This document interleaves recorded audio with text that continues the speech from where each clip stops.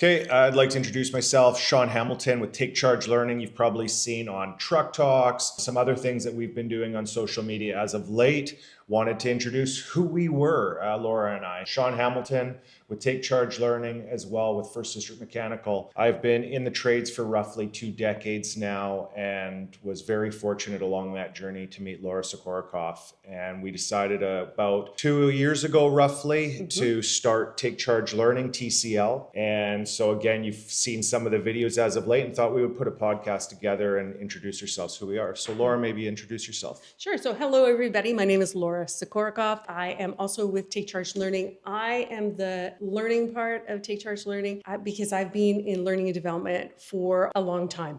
And so my role is to I design, I create, and I deliver the courses that we offer at Take Charge. So if we go back to when we first met, it probably was about 10 years ago, maybe 8 years ago, roughly. And It's been a while. And it was at an event in Vancouver. It was at the Simon Fraser University, the campus that's in Vancouver.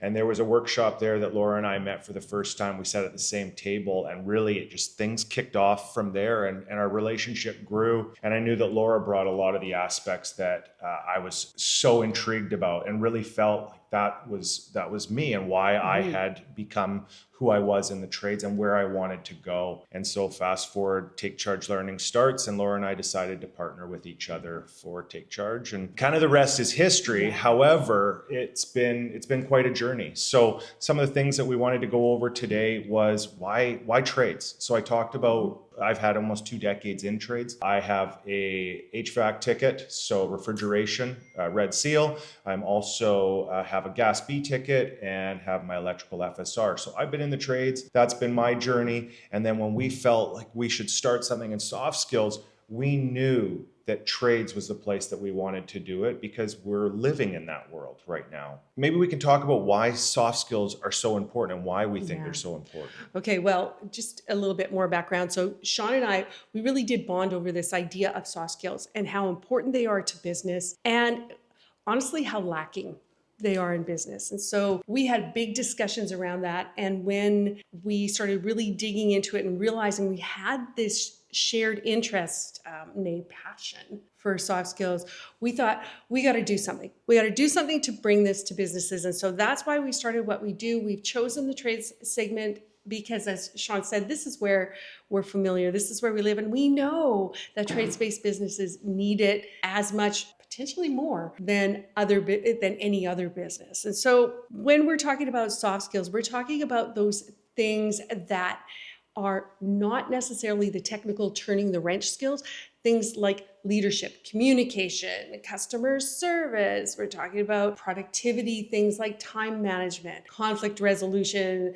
negotiation, delegation, collaboration, and teamwork. There is a huge gamut of soft skills topics that we could tap into. And so the reason why we're so focused on this is because we know the impact that focusing on soft skills can have on business, on employee engagement, on creativity, on productivity, on customer satisfaction, and that leads it to the bottom line, revenue. Yeah, and I would say that, again, as a business owner, one of the things that you notice is that you need the technical side, but you also need the soft skills side. And so what we were finding was there was this big emphasis on the technical side. And really in trade schools, you were learning the technical side. You were learning the different math that was needed in order to do the trade that was specific for your fit of trade. But one of the aspects that we felt really needed to be worked on was soft skills training. And so that's where we felt, let's pair with associations, let's pair with trade schools that are focused on the technical side, but also understand that soft skills was important too.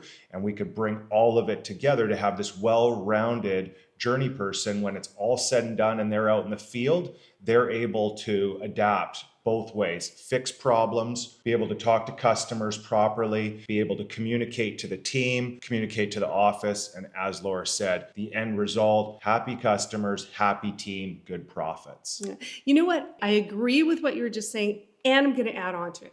So it's not just the journey person in the field that soft skills are important for. Honestly, these skills are super important for anybody who leads a team because employee engagement, oh my gosh, such an important thing. As I was saying before, it relates back to productivity, to loyalty, to retention. It relates back to customer satisfaction and revenue. And so when we can focus on this, when we can focus on developing the team leads, the supervisors, the foremen, when we can focus on developing the managers and the senior leaders, the owners, if we can focus on developing their soft skills, life at work is going to be better for everybody, Right. Including the customers and including the owners who want to see that revenue increase. So, well, and we see it even in our small business is for you and I, when things are going really well, communication is at the highest level. Yeah. And when communication starts to fall, then that's when we need to get back on the same page and make sure that we know the expectations of each other. And I know that I can struggle with that from time to time, but then we talk and we get back. So it's the same whether you're small or you're big. So maybe we can talk about communication and the different aspects in trades and how we see their success there. In terms of customers and coworkers, is there anything, Laura, that you think that we could add in terms of ways to communicate clearly with customers and with coworkers? Oh, okay. There is one aspect of communication that honestly, Sean, I think is overlooked so often.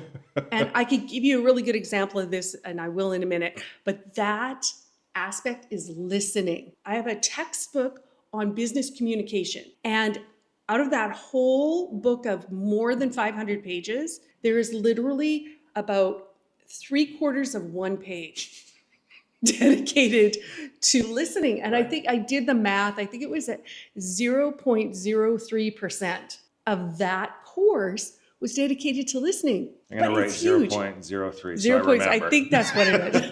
There we go. Listening. Listening. Here's the thing. I don't think you can communicate well with other people if you are not hearing and understanding what they have to say. Right. Listening is crucial, whether it's your customers, whether it's your employees, whether it's your business partners, whether, hey, folks, this is a life skill too. So this is something that's not only important for business, it's important at home in the community. So for me, if you want to communicate effectively, yes, you should be able to speak clearly and get your ideas across well, but you also need to listen and think about what others are telling you. Hearing and understanding. Oh boy, you've heard me say that so many times, right? Yeah. What people really want, employees, customers, whomever, what people really want is to feel heard and understood. You got to be listening well in order to do that. And always understanding what questions to ask. I think sometimes is that when we think about questions, as you said, our mind is going and we're ready to jump in with what we have to say, as opposed to the communication as I'm listening. And now maybe depending on what it is, maybe you're a senior leader, maybe you're a supervisor, and the goal is not to provide input back to the individual, but instead the goal is to ask some more questions, getting to know, and as you said, so they feel seen and heard. So when they leave, they go, wow, that made an impact on me. Oh yeah. Asking good questions, the kind that get them talking. Yeah. You probably have heard this before, the who, what, when, where, why, and how. Those are important questions to get other people talking. Another one that isn't really a question, but functions in the same way, is tell me more about. And so if we can get people talking, and if we listen to what they're saying, wow, we can get so many clues from that as to how to proceed, especially in a difficult conversation when things get tough. That's really important.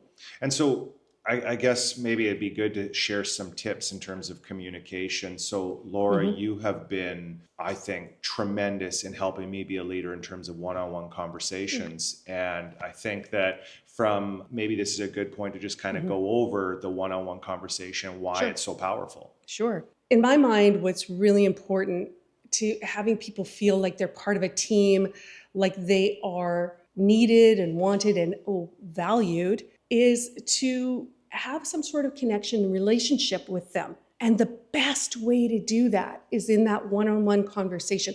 Carve out some time once a week. If you can't do once a week, do once every other week and give them a half an hour of your time and just ask some questions. This doesn't have to be rocket science. You don't have to have like a degree in psychology to be doing this. What you have to have is an interest in other people. To care, right? Yeah, to care. Right. John, I love that. Start it off with allowing the person you're talking to share what's on their minds, what's happening in your world, and let them talk. And you find having key questions on a regular basis is good, so that when you go into those as a senior leader, having it with someone of your team, that you're saying and asking the same questions on a regular basis? I don't think you have to do that, but I think that's a really good idea. And I'll tell you why. There are two sides to it. Firstly, as a leader, sometimes, what I get all the time when people push back on me on the one-on-one conversation, they come up with two things. The first thing is I don't have enough time. Right. And you and I have talked about this before. When you dedicate your time to this, what you find is you save time at the back end, because communication is flowing well, you know where everybody's at. So we already know that. But the other thing they push back on is I don't know what to say. So if you can have some questions to start off that conversation, have those ready, that's getting you on that what to say road. If it's helpful, check out our website. The link is in the bio, so you can find us. And we have a couple of templates on that website for the 5 good questions and for one-on-one conversation. And I would say that anyone who's getting started in it, the first little bit, even for the person who's asking those questions, it's a bit uncomfortable. Yep. Just make it known right from the get-go. This is going to be uncomfortable until we get into a bit of a rhythm. Yep. When they start to feel like you care, when they start to feel like it's routine and they know it's going to happen, I think everyone starts to loosen up then. So just, the elephant in the room, this is uncomfortable. I'm taking some notes. If you verbalize that all at the very beginning, it's going to set you up that all of a sudden you're going to realize is that you're very open, both of you. There's trust in that room and understanding that this is going to keep happening, which is a great thing. And so it just becomes something that becomes a lot easier for the organization as you grow, because everybody now feels comfortable about it. But set the tone early. Yeah. It's going to be uncomfortable. And I want to go back to the other aspect of having those questions, kind of a template, if you will, or a set grouping of questions, because especially at the beginning, if you send those questions out ahead of time and say, this is what I'm going to ask in our one-on-one, then people will know. They can prepare themselves for it. That helps to loosen things up a bit. And you're 100% right. At first, it is going to be awkward because guess what? Most people have had 0 to limited experience with one-on-one conversations. Right. But as they get used to this idea, communication is going to flow. It's going to be good. And you're going to find that the overall kind of morale in the workplace is just boosted because of it. Well, one of the things is, we've talked about now the team, and maybe we can pivot a little bit because we understand that there's another side of it, and that's our customers. Yep. And there's a different communication style, but our customers are still people. They still want to feel seen. They still want to feel heard. And so it goes to the little things in our proactive service workshop. We talk a lot about personal credibility, professional credibility, proactive recommendations, and interpersonal excellence. And one of the big things that we always start with is just, did you call before you got there? And that is a communication style. But there's lots of various communication styles that need to be had in the workplace that are soft skills with our customers to make them repeat customers. And again, we go back to what you had said earlier about the profit. The bottom line is a business has to be sustainable. Yeah.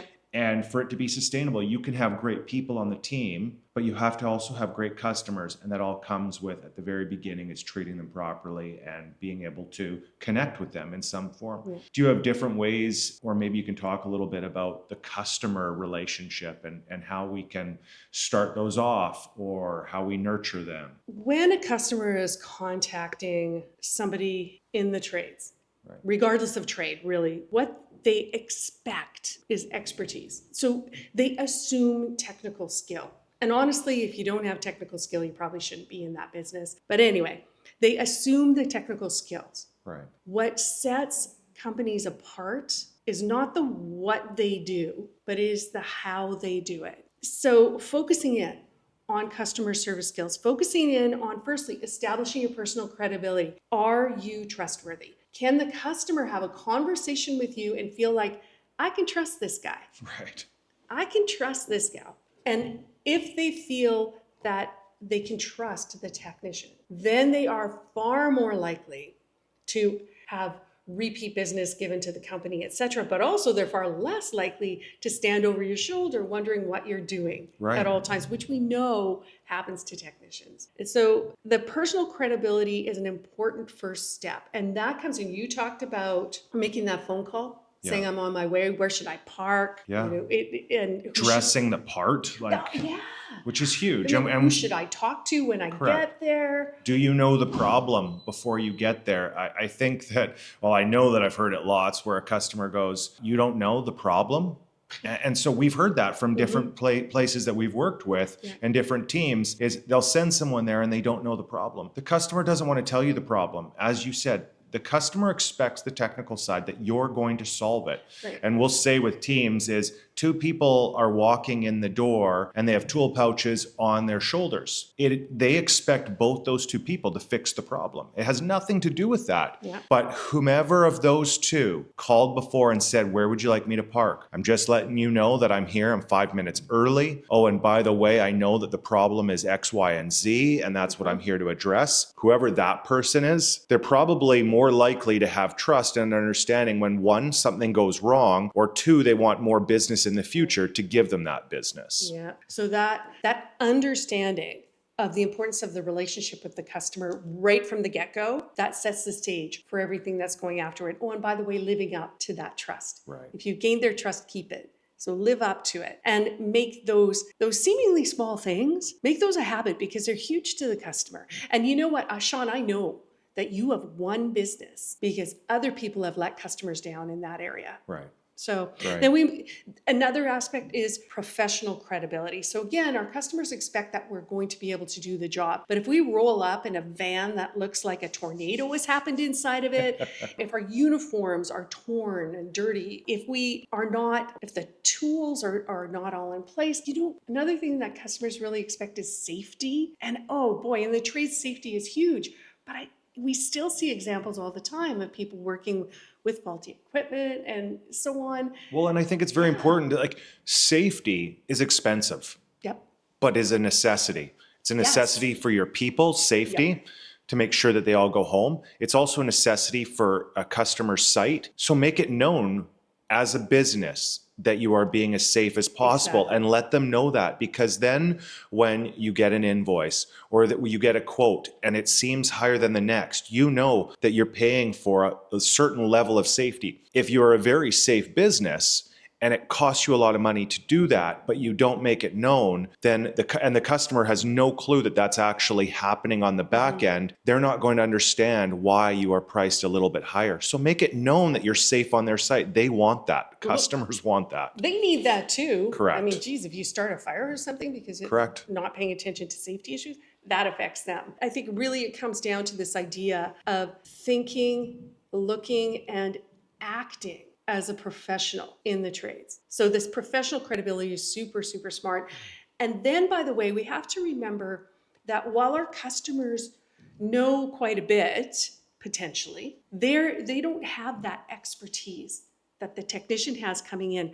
So they rely on the knowledge of that technician. And they rely on the expertise of that technician to be able to make recommendations to them. By recommendations, what I mean is, if let's say a piece of equipment on their site is at the end of its life. The facilities manager or the house owner or whomever may not necessarily know what that means. I knew it was old, but I didn't know it was that far gone. Okay, but it's having that knowledge that they should expect to be replacing this equipment within a month, within a year, whatever the time frame, enables them to plan, to budget. It also enables them to not have a breakdown later.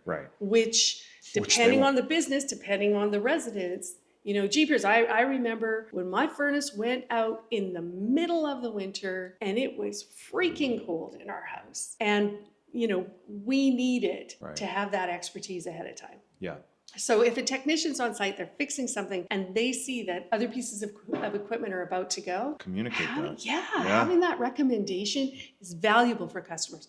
Doesn't mean that they will always purchase right away, but they know and they can put it in their plan. And so these are ways, having that personal credibility, professional credibility, and making these proactive recommendations. All of these factors are really customer oriented, Right. and they are really sound business practices. Well, and the overarching, obviously, being communication. It encompasses it all. Yep. And it is hard when someone says, well, what is communication? It does. It means a lot of things. And it takes a certain level of emotional intelligence to understand how to communicate, who to communicate to, when not to say something, how to bring teams together. And so in terms of that emotional intelligence, it can be, some people say you're born with it. Some people say that you learn it. I think it's a little bit of everything throughout your life. And I think emotional intelligence, it probably does start earlier on with how you're parented. And then it's brought up through your life and who you're friends with, what sports or different programs you go through.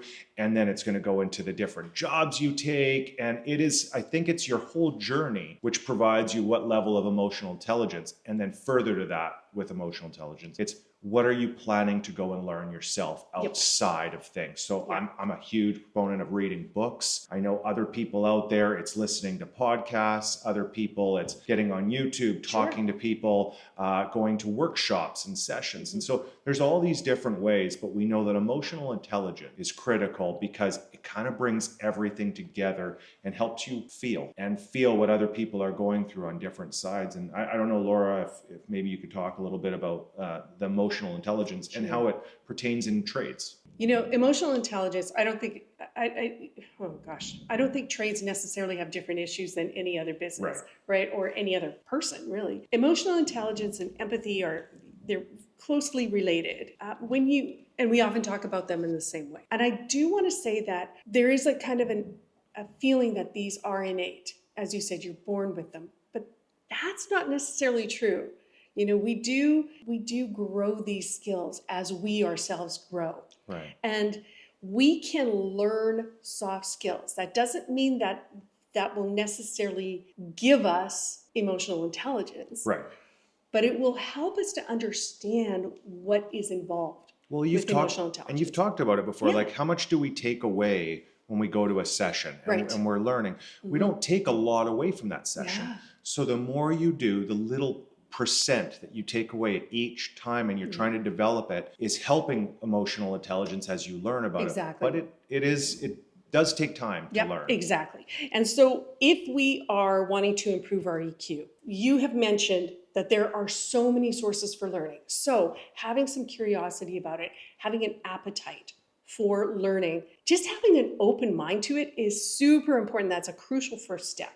There is soft skills training available. We include these components in all of the courses that we have because we know how important they are. So my tips for people are linking back to good communication. Firstly, listen. Listen well. Listen to hear and understand versus listening to say something. Boy, I hate it when people it's a hard one. Are listening and they cannot, this, you felt this, they can't wait to jump in and respond. Quell that urge. Listen to understand. The second thing is ask good questions. And so when you get these good questions, when you ask these good questions, listen for the responses. Right. And then people will give you the clues you need to figure out how to proceed in that conversation. And then finally, as you are listening, as you are working to hear and to understand them, bring in some empathy here. Put yourself in their shoes. What would you do in that situation? How would you want to feel in that situation? Think about placing yourself there, and then what would you want? How would you like to be treated? And if you can do that, then by the way, that's emotional intelligence, right? That's having an understanding. I think of everything that you said, if I could urge anyone, it's don't chime in right away when you have the urge to talk. And that's probably been one of the hardest ones for me to learn. And thankfully, I believe that I have learned it and I try to bring up with other people. But if you can wait and then maybe ask a curiosity question instead in that moment. I probably learn the most in that question than any other part in the conversation that I have with them. Yeah. Because at that moment, they feel heard, they feel seen, and they probably are at their most vulnerable to be able to say what they said, then ask a deeper level question, and then to get in there. And then all of a sudden, the bond that you have with that individual that you work with, or the individual who's your customer, who are, I've got this problem, and they've been going over about what this problem is that they're dealing with. And then you ask them a question to deepen understanding that, like, it affects them. Whatever it is, it's affecting them. And maybe it's a noise that's been going on for a long time with a piece of equipment. And you ask a deeper question to them, they are going to feel seen and heard, and that is powerful. And again, the other side of all this, we're going to screw up from time to time in trades. Yep. We all screw up in general, and when you do screw up, there's a more sense of understanding that it's okay when they feel like there's a trusted relationship between the two people. Yep. If you just go in, fix the problem, they try to tell you what has been going on, and you're like, I'm moving on with it, and something happens, they're probably not going to be there going, oh, it's okay. They're probably going to be looking over your shoulder. Oh, of course you didn't fix the problem because you didn't listen to me. I said it was this. So asking that question after they've said something is just really powerful. You know what? So what you just said about listening to them, about taking in what they have to say, makes this funny noise. Okay, describe that noise to me. What am I looking for? Where's that noise coming from? Ask those questions. I have been shushed by a technician. Wow. Came to my house and we talked about things, and he shushed me as I was speaking to him. And I have to tell you, at that point of being shushed, I didn't care if he could fix it or not. I wanted him out of my house, because I felt disrespected. So if we link it back to what we teach in proactive service about personal credibility, gone. He may very well have been the best technician on the planet. I don't know, but I wanted him out of my house. And that was because I not only did not feel heard and understood, but I felt disrespected. So if we want to develop our emotional intelligence, we got to start with hearing and understanding, and making customers, making employees, making people feel valued. Sean, you mentioned before books, or that you do a lot of learning from books. And then we started talking about hearing and understanding, and you mentioned wait for them to say what's on their minds before you leap to a response. There's a book that I highly recommend to everybody. It's called The 7 Habits of Highly Effective People. It's written by Stephen Covey. I want to say Stephen R. Covey. I think it's Stephen R. Covey. You and I have both read that. Yeah. And the habit that changed my life professionally and personally is habit number 5: seek first to understand, then to be understood. And what that's all about is listening, like really listening and asking questions to clarify, but making sure that you're drilling down into that key thing, what is really important for them. When you do that, when you listen to understand, then you can formulate a response that is appropriate, that is helpful, that is professional, that is smart. For me, that changed my life. And it's not easy though. And I think that people need to know this, that it's probably one of the hardest things to do. And so when you start on the path tomorrow, you're having a conversation with a customer, you're having a conversation with a colleague, maybe you're a senior leader, maybe you're a supervisor, whatever the role is, whoever you're talking to, this is not going to happen overnight, and it's not going to happen in 1 week, and it's not going to happen in a month. It's going to take time, and it's just like everything else, you have to practice it. Yep. And ask feedback. How did it go when you're done it? And see, because I think that that's what we want to know is, am I getting better in that area? And we have to improve it. So don't be discouraged in the first little bit when you are trying to become a better listener and asking questions, that it's going to take time. And if you're struggling with it, reach out, and you've got lots of people around. Read books, talk to us. We'd love to help. Sure. But there is lots of different areas that you can go and learn how to do this, and then take your time with it. Be patient with yourself, because it is a bit of a journey to get there. Sean, I just had a similar conversation the other day with my husband. We were talking about how he was interrupting me and talking over me because he just couldn't wait to make his point, and how much it bugged me. couple conversations. So I thought it might be fun if we, or maybe not fun, I thought it would be helpful if we shared a couple of tips that we have perhaps learned, maybe the hard way, like hard-won wisdom.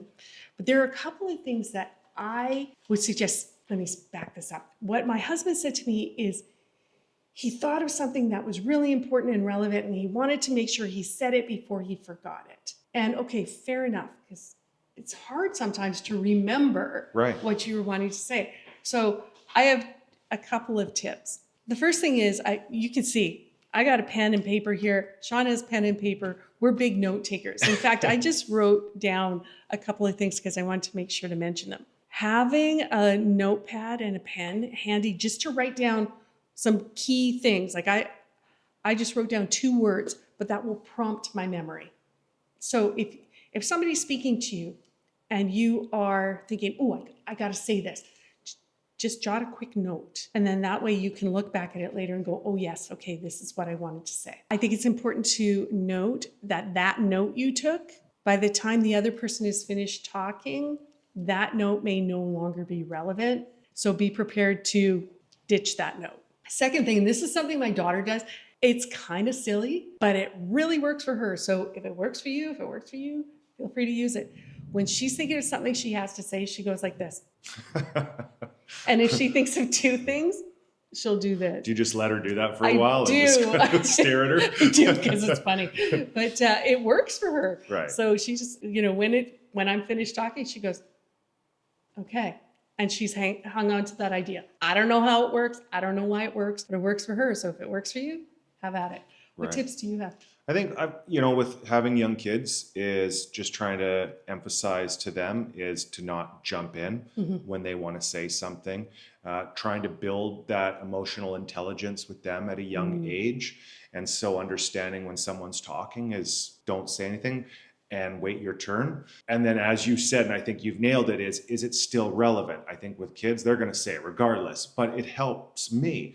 I am the same way. I'll write something down and then, similar to you, cross it off if I need to, if it's already been said. So I think for me, it's a lot has just been coming as learning on the journey is I'm still new to all of this. And so just making sure that the writing down, asking the question if it's still relevant or not, and do I need to say it? So, but yeah. I made a note. I wrote down 2 words that you said earlier. And those were, you were talking about how this is being really hard. I'm sorry, you didn't say these words. Yeah. I wrote them down because I thought these words. You were talking about how this is hard. It is hard. And knowing what to ask is also hard. Sometimes we might mess this up, but people get it.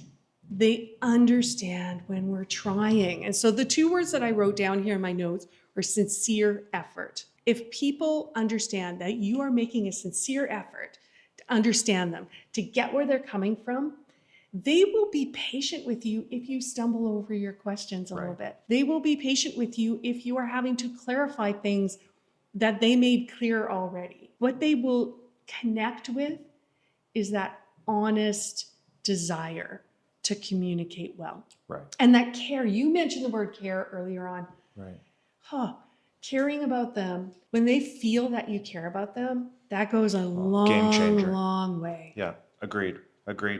So when you take everything that we've got with communication, and then you pair it with either educating ourselves in emotional intelligence, learning from others, learning it from childhood and through adolescence, then we take all that and we bring it into the business, into our place of business. And we're seeing, one of the things we want to talk about, the reasons for high turnovers. And so because of these potential high turnovers that we have seen, I think everybody has seen out there, everything that's happening, maybe we want to talk about how some tips and strategies we can to avoid them with emotional intelligence and with proper communication. We've said some today, obviously, the listening, feeling seen and heard is going to go a long way to avoid that high turnover. But maybe there's some other ones in terms of, maybe burnout, lack of support. Or do you have any other ones that you see that sort of why we have why we have high turnovers? I hate to say this. I do. But the biggest reason that people quit their job is their boss. And those of you listening, some of you, probably all of you, have at some point or another quit a job because of your boss. These messages of communication are not just important for technicians working with customers in the field, they're super important for anybody in a people leadership position to understand.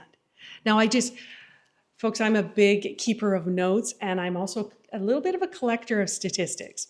And one of the things I learned recently is employee happiness is on the decline lately, big time. So knowing that people are unhappy at work, let's take a look at what can maybe make them happier at work. Before I delve into that, I do want to say that the construction industry, and so I think that includes a wide swath of the trades, is one of the happiest sectors. It's probably because of higher wages and more jobs lately. Right. And we saw that, immediately post-pandemic, we had the Great Resignation, and that was where, oh gosh, remember that time, folks? It wasn't that long ago where technicians were literally walking across the street to get paid $1 more an hour. Now, yes, money is important. It 100% is, and we've had that feedback on some of our postings, right? Like people are engaging with us and saying what gets them out of bed to go to work in the morning is money. Yeah, different motivators. So money's important. Yeah. But money is not what keeps them, because everybody's paying something similar. So what gets them out of bed going to work might be money financially. It is a tough time out there right now. Yeah. But what is keeping them with the company is not money. It's how they feel on the job. Do they feel valued? Do they feel heard and understood? Do they feel like there are opportunities for growth? That's a big one, by the way. Huge. Opportunities for growth. And that doesn't mean that they all get promotions all the time. What that means is they want to learn. They want to develop themselves. Maybe it is improving their technical skills. Maybe it's improving their soft skills in courses like, proactive service or our manager training courses. But you're not going to know unless you ask. Well, yeah. That brings us right back to the one-on-one conversation, right? Yeah. So we need to have time in those conversations to talk about what's on their minds. Right. And then we need to have time in those conversations to talk about what's happening within the company, what the managers need to communicate out there. Yeah. But I think we also need to carve out some time for what do they need to feel like they're learning and growing and progressing in what they do. And when we have those things, when we have that sincere care and appreciation, when we have the right money and the right benefits, whatever that looks like, and when we have these opportunities for growth and development, then that creates a culture and environment where people want to stay. Right. Because they feel like this is a company that's invested in me and will help me to and they go know places. That I'm different than this person, and they're different from this person. We all have different trajectories. Yep. Some people are really happy being where they are and doing what they do as long as they feel supported by a leader. The next person is like, no, I'm ready for the next role. I want to lead teams, and they're getting developed in that. And maybe the role isn't there. Maybe it's not going to be for quite some time, but they're still getting educated because the company knows that that's important to that individual. And maybe that person eventually moves on, but they don't move on because of the leader. They move on because the opportunities weren't going to come in the time frame they were looking for. Still, as a leader, you want to provide them what you can along, because when the role does come, they're ready for that role and that jump. So it's different for everyone. The way that I say it with First District and talking to the team, I understand that they're not all going home and coming back the next day, and that is the number one priority in their world is First District Mechanical. I understand it's not. And I love it and live and breathe that aspect of it, but I don't expect anyone else of the team to. And so what we want to create as owners, as business leaders, is we want that when someone wakes up and they are going to whatever company they're going to go work for, is they are excited to go there. And I also know not every day is exciting. There's going to be, even for us. But like I think of, if you're in the trades and you're working outside and it's freezing cold or raining and you have a week of it, I understand you don't wake up all excited about that, but then on the flip side, you work outside and it's gorgeous out. And so there's going to be ebbs and flows. But for the majority of it, you go and go, I like who I'm going to work with in terms of a business. I like who I'm going to work with in terms of peers. I like who I'm going to go work with in terms of a leader. I like who I'm going to work with as in customers. That's what we want to create, that where they go and choose to be employed, they really enjoy being there. And leaders and owners, we have to step up and we have to create that environment for them to avoid burnouts, because burnouts, what I'm noticing, can happen really quick. And we might think that it takes a year for someone to become burned out, but I think what we're noticing is it's much quicker for burnout to happen. And I can see it sometimes in a couple weeks where they're on the same job over and over again. And I'll tell you, when you have that, reach out to that person. And it is so powerful for them to know you care and you see them and know. I had a phone call today with someone and they were on their, I think it was about their 5th or 6th day on the same job. And I know that it hasn't been a job that's been going very fun. The customers over their shoulder the whole entire time. And so it was a quick phone call to the individual, just say, hey, I know you're close to the finish line. If you need anything, call me. I'm here to support you, whatever you need. And it was something that on the other end, although I couldn't see them on the phone, I could hear this sense of relief and appreciation and be like, oh, wow, I'm not by myself. It's not just us in the field. They actually see us and they appreciate us. So those little things, that phone call took me 3 minutes. And it's not because I'm unique. It's that we need to do this. And I know that there's business leaders, owners, and supervisors that are doing it all the time. That's amazing. Please keep doing it.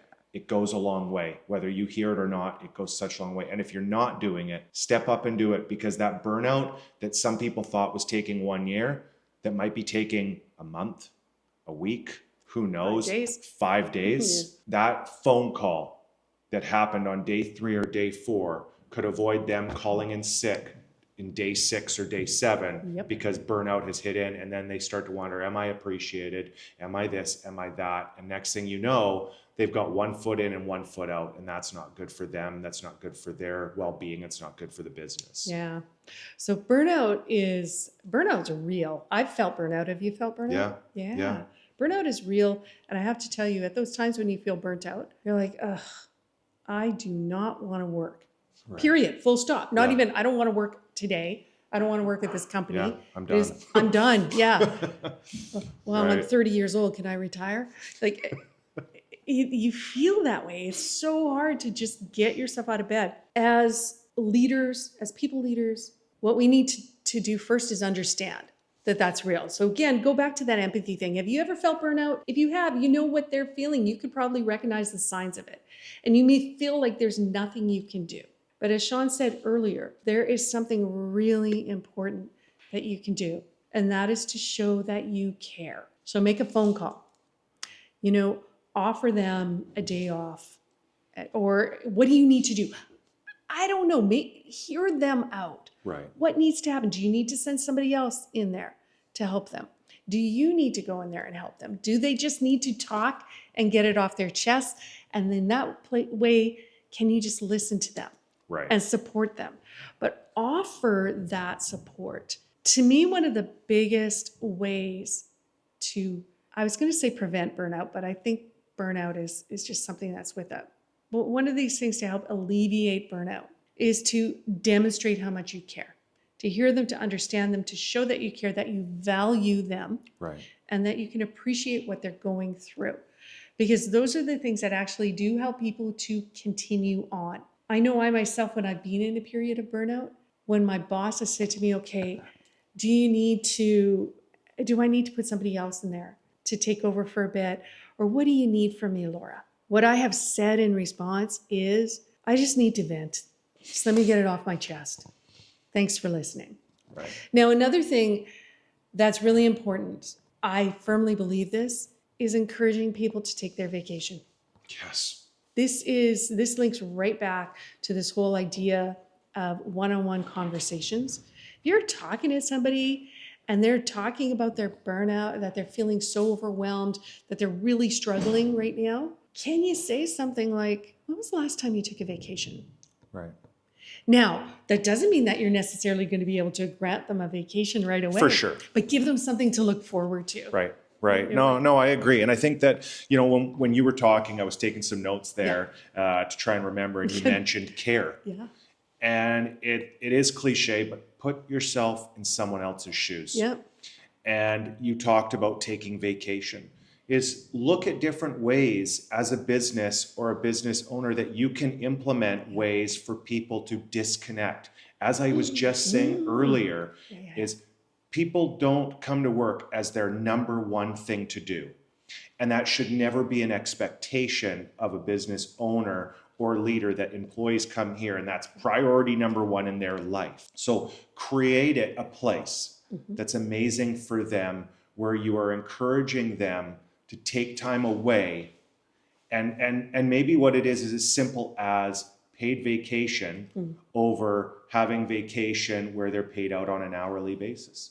If you can pay vacation out when they're on, they're going to go, okay, I don't need to bank this. I can go and take that. It's different for everyone. I know not everyone's in the same position as each. I also said some other things here that I wanted to write down around soft skills and creating that company culture that we're trying to create. Built on trust, lots of communication, have empathy, and that will, in my opinion, significantly reduce turnover and decrease burnout when we're putting all those together. Understand, have your one-on-one conversations with the people around you to see how they're doing. And on days when you go, I've got about 10 minutes today to spare, look at your calendar as a leader, I have about 10 minutes to spare. Take those 10 minutes to pick up the phone. Yes.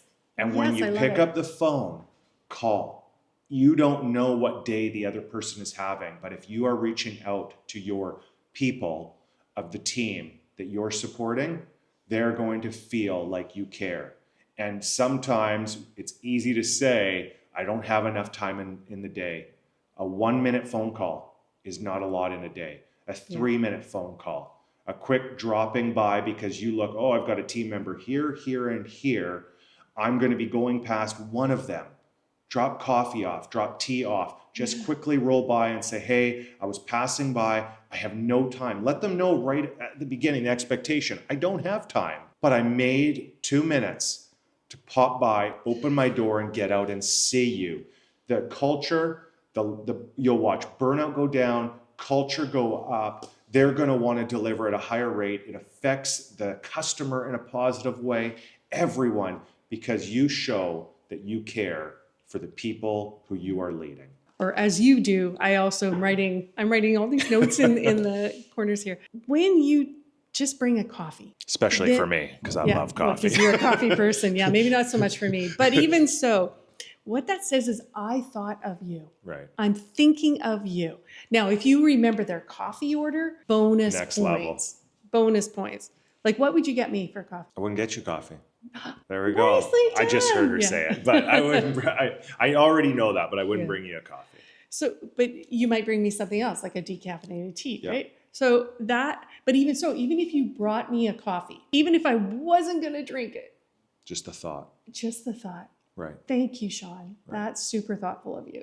Right. It is that moment of, I thought of you, that connects with people, that shows them they are valued and appreciated. It is that moment of empathy. Now, and it doesn't have to be spending money. If we go back to the topic of burnout, for example, there's a phrase that goes, a change is as good as a vacation. When you see people are being tapped out, like they're at the end of their resources, what can you do? What would inspire something different for them? Because that could be that change that is as good as a vacation. Could it be that you send them on a course for a half day?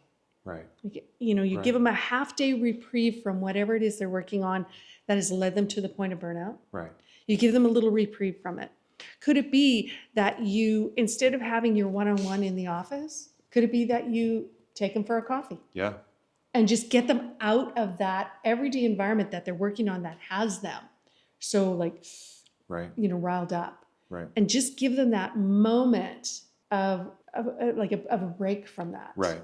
Right. And those sorts Change of of scenery. yeah, the change Yeah. of scenery. And so for me, that brings us to this topic of being adaptable, Yeah. of being flexible. In the work that we do, in the trades, there are so many things that are like fixed. You know, you have to do them Yeah. in a certain way. Right. But leadership is not one of those things. And we can role model this idea of being adaptable, of being flexible, of thinking, what is the big picture here? What is truly important in this? Yeah. And how can I make that happen? As leaders, we're often so focused on a certain way of doing things, but our way is not always the best way.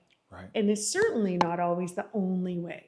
So if we can be teaching ourselves, that's an important soft skill to develop, I Right. think, this idea of adaptability. When things change, when people leave an organization, when they start with our company, when we lose customers, when we gain customers, when industry trends are peaking and valleying, we have to be able to bend and flex with those as leaders. And our people are looking to us Agreed. to see how we're handling this. I agree. What do you do in those times of change? How do you manage that? Well, I think in specific to trades, Yeah. everything's changing so quick. Technology is always changing, whether Yes. that's an update to new equipment, whether that is new software programs out, whether that is, it's really anything around the technology aspect of our trades is happening so fast. And then you have labor shortages that you're pairing with that as well. And then we saw with COVID-19 is a lot of new businesses were starting through that. So it's just the landscape. Everything's changing and it's just changing so fast.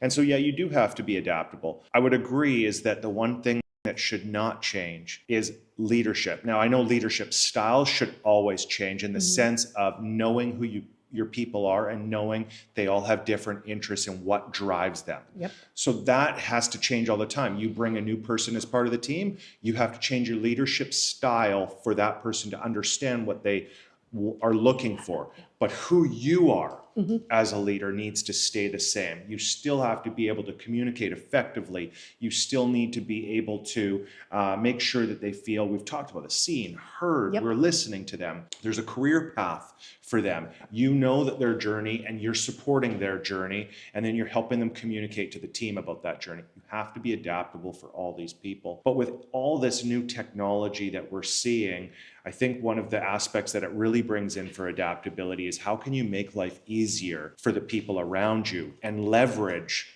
all this stuff that's happening really quickly. So I think of, for the sake of new softwares, we hear about ChatGPT all the time. We know that it's being used out there. What ways can we leverage AI and new technology to make our people's lives easier? We're actively working on aspects inside of our business at First District. I know that through being able to put videos and stuff together, I'm confident that we're using different means of AI to help do that aspect. So what can we do now as business owners and leaders and educational companies to be able to take everything that's changing, adapt to everything, knowing that people are now expecting a different thing. Our customers today are expecting a higher level of service than they've ever looked for. And labor shortage doesn't just stop at trades. It goes everywhere throughout, and skilled workforce is hard. So our customers are starting to say, I need this, I need that. And so we have to become more adaptable to be able to do those things.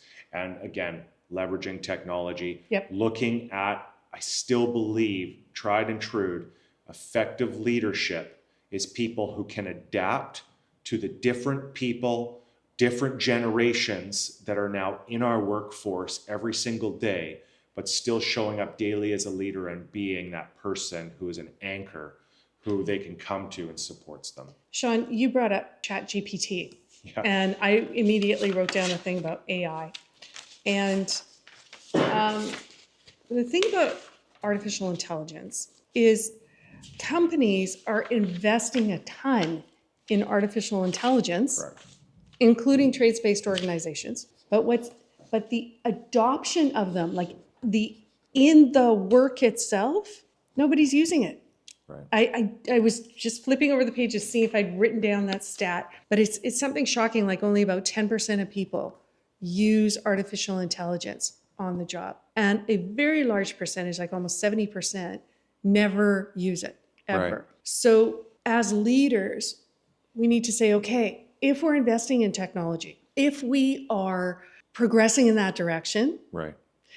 we need to give our people the tools to be able to use it. And this is an important thing because remember that, progression and a sense of moving forward is important to people. So this is a really crucial thing. We need to give them the training and the resources on how to use these tools, these artificial intelligence tools. I would love if there's companies out there currently that are finding ways to leverage technology in trades, or if there are software companies right now that are heavy involved in AI for the betterment of trades and people, and it can help people, whether that be customers and teams or both, reach out to us. Oh, yeah. We would love to learn more, have dialogue with you, and then be able to incorporate it into aspects of what we're doing. Because at the end of the day, the goal in all this, Laura and I, when we started this, and we roll it all the way back,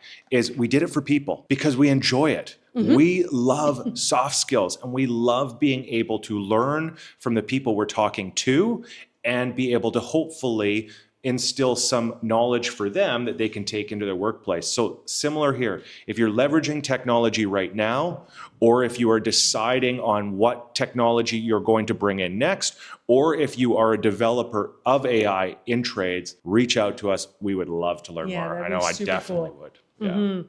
So when you were talking about that, I started thinking about how knowing that AI is a thing that is just, it's there, right? Like it is a thing. It is, depending on who you talk to, it is a force that's going to rampage all over us, or it's just a little thing that is not a big deal right now.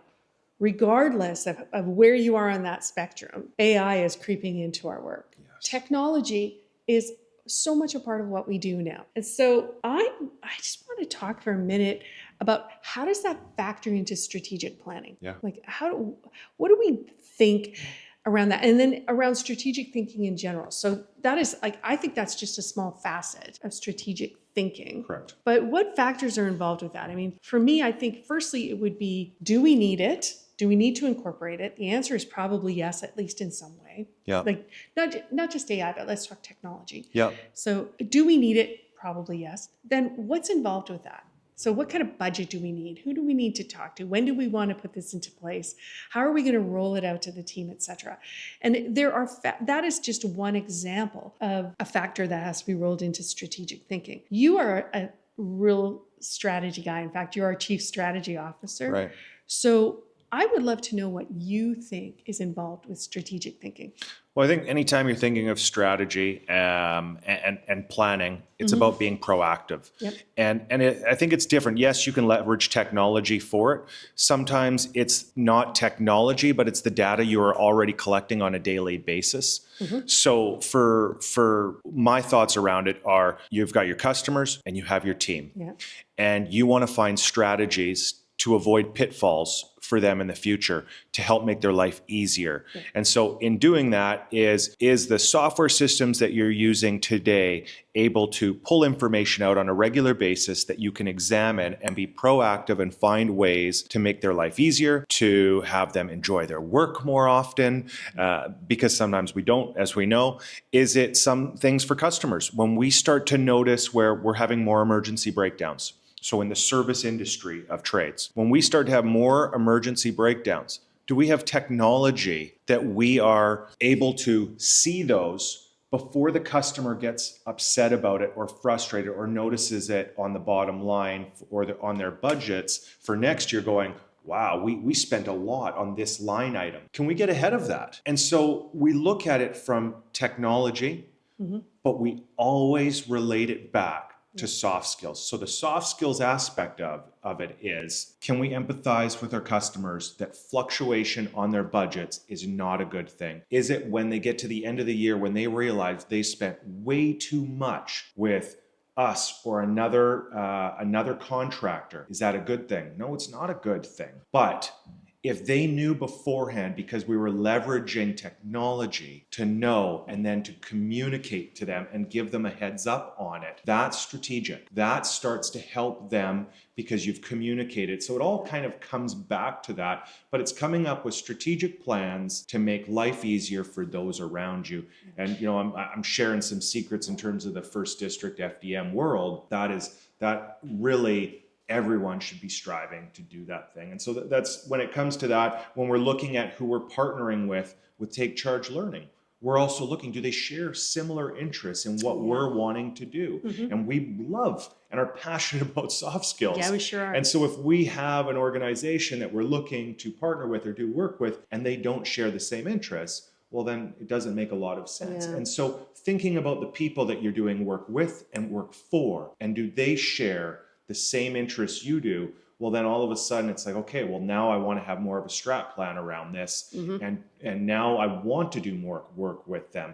Yeah. Same with people in our organization. They don't buy in to what we're doing. And now this is getting away from technology, but this is about people, is what people are the best fit for your organization. Yeah. Don't just hire someone because they're the best in terms of technician out there. You experienced at your house. That person could have been the best technician. Yeah. However, how they treated you, you never want to have them ever come, and you'll probably never do work with that company ever again. I haven't. No. And so that company is one of those, unfortunately, might not know they have someone in the field. So being strategic about who you bring in, who you're empowering, who you're leading, what customers you're doing work with, what technology you can use, pull it all together for great insights to help all of those and tie it all together is critical, in my opinion. When we're teaching strategic thinking in our course, we focus in on a tool called the SWOT analysis. Right. And SWOT stands for strengths, weaknesses, opportunities, and threats. And this is, you could look this up. This is something that's been around for some time. But I think it's an excellent tool for strategic thinking because it has you looking at, for any given area, whether it's an overall view of your business or whether it's about certain decisions you have to make, it leads you first through what are you good at? What do you already know? What do you have in place? And then it helps you to look at where your gaps are. So you can outline all your strengths, but then you can do a bit of a gap analysis and see where are we weak, in what areas are we not doing the greatest. Right. And then what threats are associated with them. That's the T in SWOT, threats. So what threats exist because of that? And then where are the opportunities? The O is opportunities. And so do we have opportunities to bring something else and can we employ in technology that will help us override this? Can we find new partners that can help us sail through this? During that pandemic period when supply chain issues were so bad, so bad, we saw a lot of people in a tough situation because they had never planned for anything like this. To be fair, we haven't had a global epidemic, like a pandemic like that for a very, very long time. So it was pretty tough to prepare for that. But in our everyday business, there are things that we can do by looking at what we did before, by having a retrospective view and then having a forward-thinking view. What happened before? What can we expect to happen in the future? Are we set up and prepared for it? Do we have all the people we need? Do we have all the inventory we need? Do we have all the tools that we need? And if we don't, what do we need to do to get those into place? Right. Then that can help us to ride through those challenging periods. Lord help me, I hope we never have another thing like the COVID-19 pandemic. But there are things that happen to us year over year all the time. Staffing shortages, loss of business, gaining too much business.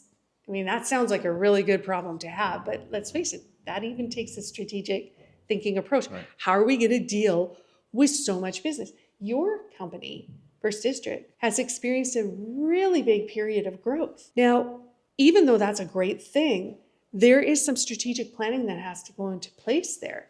Because if you're super duper duper busy, are you going to disappoint customers? Because you just don't have enough people enough resources in place to Right. take care of them. So we have to be planning for the challenges, but we also have to be planning for the successes. Right. Right. And by the way, you said something really important earlier, and that was, do you have the right people in place? That's an important thing to me. I think so often leaders hire for what they think is a cultural fit. And that's a good thing. Right. Cultural fit is good, it's important. But we focus so much on getting people in who are like us or who are like the rest of the team or who are exactly like the person that left. But if we are thinking like a leader, maybe we need to think, is that the right person? Right. What gaps exist? What do we need that we didn't have before? And could we be hiring somebody to help us fill that gap? Right. So to me, there's strategic thinking involved all the time. And it reflects back on the core values of the organization. It reflects back on our employee engagement and our customer retention. Right. And all of that brings us right back to the bottom line. Well, and I look back at, where it all started. It all Yeah. started with two people who are extremely passionate around soft skills. Yeah. And we're here today and we're talking about it and all the different aspects that kind of all wrap into soft skills. And it's huge and it's vast. And not anyone's going to start today and go, okay, I'm going to go conquer soft skills. It is lifelong.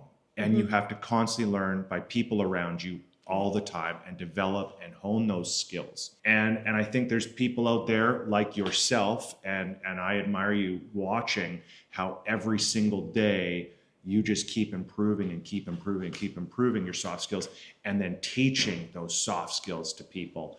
And so it's something that when I first got into trades, I was fortunate to work for a company who valued soft skills. And so got exposed to it early on. Expose your teams to soft skills. Expose them, start with communication, start with leadership. You could really start with anywhere because soft skills is just so vast. But start with your team. Yeah. Encourage them, empower them, support them, be there for them on a regular basis. Pick up the phone if you have 1 minute, if you have 5 minutes. Go meet them. If you start with your team, I know Richard Branson talks about it often, but is take care of your team. They're going to take care of your customers.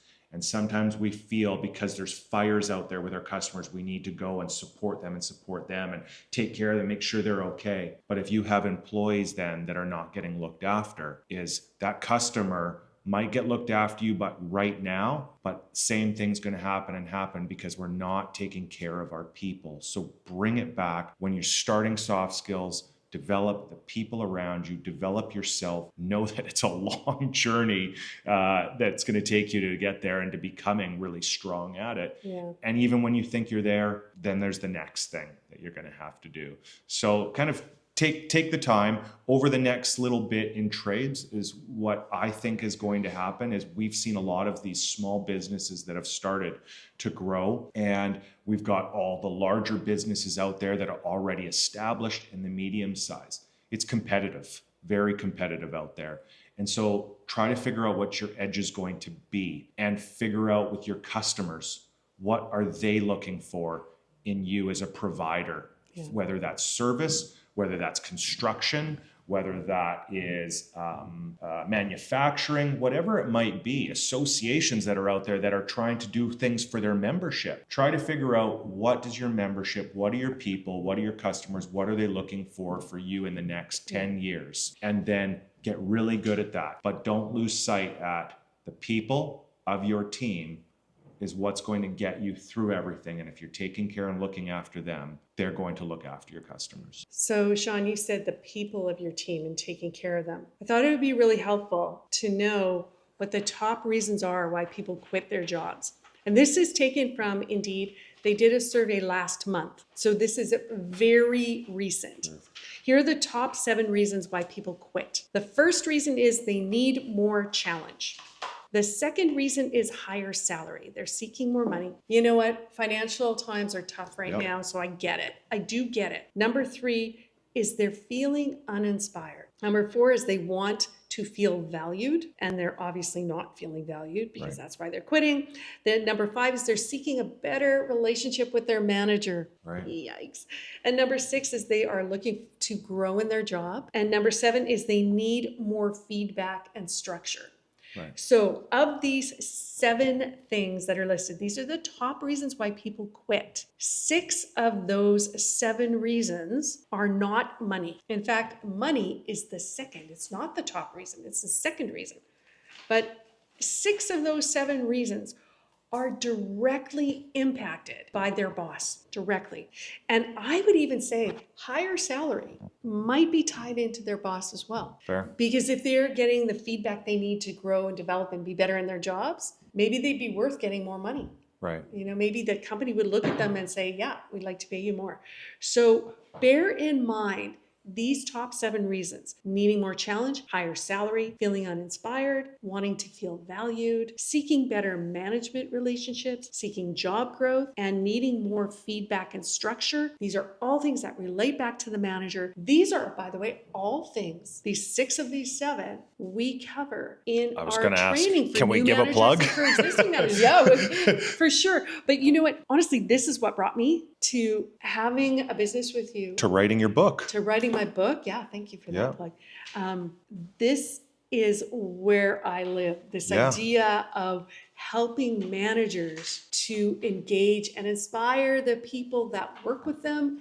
And this will lead the company to success, because engaged employees, it all links back to engaged employees are happier employees. They are more productive, they are more effective, they are more creative, they collaborate better. There's a much better sense of teamwork in the office environment. Communication flows really well. Customer satisfaction is increased, and that all leads to revenue, increased revenue for the organization. So taking some time to communicate well with your people, to find out what makes them tick, what helps them to move what motivates them, what helps them to grow, what helps them to feel like they are part of that team. All of that comes down to the manager. And this is why we have chosen with our courses at Take Charge, with Taking Charge for New Leaders and Take Charge for Effective Leadership, why we focus in on that aspect of developing managers, because we know that this is the key to success in your business. Right. This has been fun. It has been fun. So this has been sort of a in the nutshell of who we are, why it's so important, why we believe in soft skills, and why we know that for the future of trades, we feel very strongly is that that's what's going to set you apart. Yep. And looking forward to doing the next podcast with you. Yeah, no kidding. And you know what, everybody out there, as Sean has said before, we would love to hear from you. So send us your ideas. Send us your questions, your ideas, maybe topics for the future. Hey, if you want to come and talk to us, we'd love to have you here, or even, via Zoom. Join a podcast with us. And then the other thing that I also want to emphasize is we like to hear points of pushback. Are there things you're not agreeing with? Feel free to share those too. We might have some spirited conversation from that. We have spirited conversation all the time. For sure. Thanks, everybody. Thank you.